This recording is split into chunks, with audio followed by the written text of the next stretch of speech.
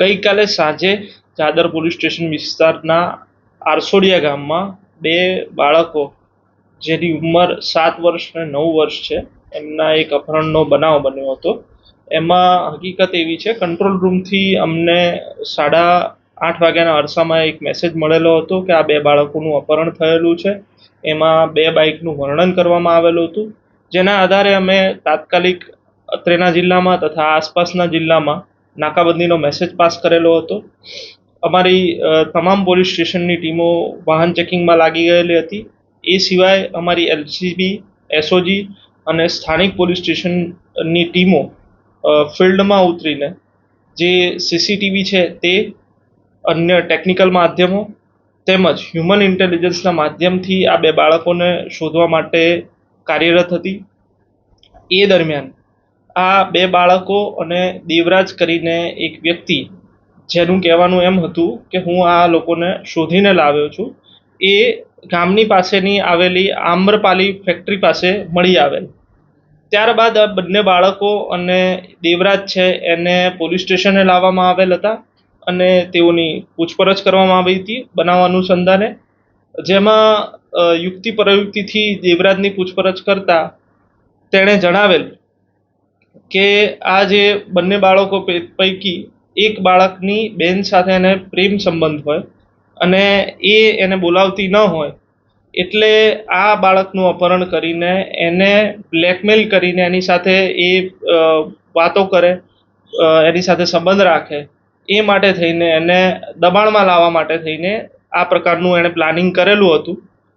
ત્યારબાદ જે બાળકના વાલી છે એમણે ચાદર પોલીસ સ્ટેશન ખાતે આ દેવરાજ રાઠોડ વિરુદ્ધ ભારતીય ન્યાય સંહિતાની કલમ 137(2) મુજબ ફરિયાદ નોંધાવેલ છે, જેની તપાસ હાલ ચાદર પોલીસ ઇન્સ્પેક્ટર એચ.જે. પટેલ નાઓ કરી રહેલ છે. હાલ આરોપીની ધરપકડ કરી વધુ તપાસ ચાલુમાં છે.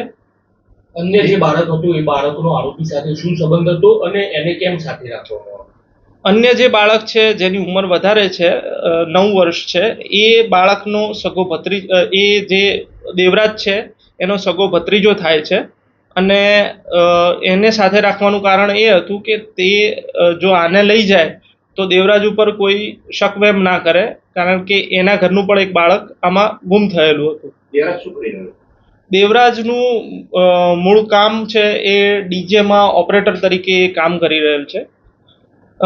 બેઝિકલી ગામમાં એ દિવસે વરઘોડો હતો અને આ બાળકો વરઘોડામાં રમી રહેલા હતા સાંજે 7-7:30 વાગ્યાના અરસામાં, અને એવામાં જ આ જે દેવરાજ છે એણે કલાક રહીને ગામના એક વ્યક્તિ જે આ બાળકના મોટા પપ્પા થાય છે એને ફોન કરીને જાણ કરેલી હતી કે આ બે મોટરસાઇકલ પર આવેલા ઈસમો આ બંને બાળકોને ઉઠાવીને લઈ ગયા છે, હું એમનો પીછો કરી રહેલ છું અને હાલ હું ઈડર સુધી પહોંચ્યો છું ને મારું બાઇકનું પેટ્રોલ પૂરું થઈ ગયેલ છે અને હું આગળ તપાસ કરી રહેલ છું.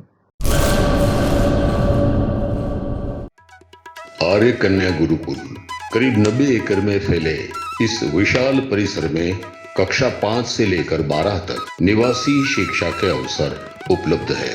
इसके अलावा स्थानीय कन्याओं के लिए केजी से लेकर 12वीं कक्षा तक गुजराती तथा अंग्रेजी माध्यम स्कूल भी कार्यरत है. हर प्रकार के खेलों में भी यहाँ की बालिकाएं निपुण हो, इसका ध्यान रखा जाता है. यहाँ कन्याओं को वेदों के प्राचीन मंत्रों के संस्कारों के साथ विज्ञान और टेक्नोलॉजी से जुड़ी आधुनिक शिक्षा दी जाती है. बालिकाओं को विभिन्न कलाओं में पारंगत बनाने के साथ संस्कारों का सिंचन इस गुरुकुल की विशेषता है.